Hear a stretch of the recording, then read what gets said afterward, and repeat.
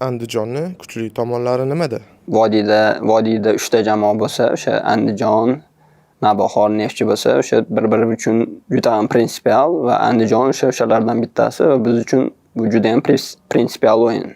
Va bu yil o'sha Andijon jamoasining seleksiya ishlari va murabbiy olib kelgani hisobiga bu o'yin yana ham prinsipiallikni oshirib yuboradi. Bekorga o'sha turning markaziy o'yini deyilmayapti. Sizningcha qaysi futbolchisi xavfliroq? Albatta ulardan bittasi Cheran.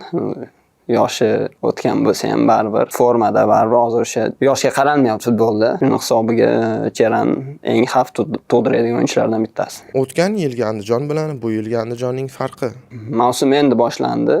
Hali unchalik ma'lumotga ega emasmiz bu haqida. Turlar o'tgan sari bilib olamiz. O'tgan yilgi Andijon bilan bu yilgi Andijonning farqi. Endi farqida baribir tarkibda ancha o'zgarish bo'ldi. Murabbiy keldi boshqa.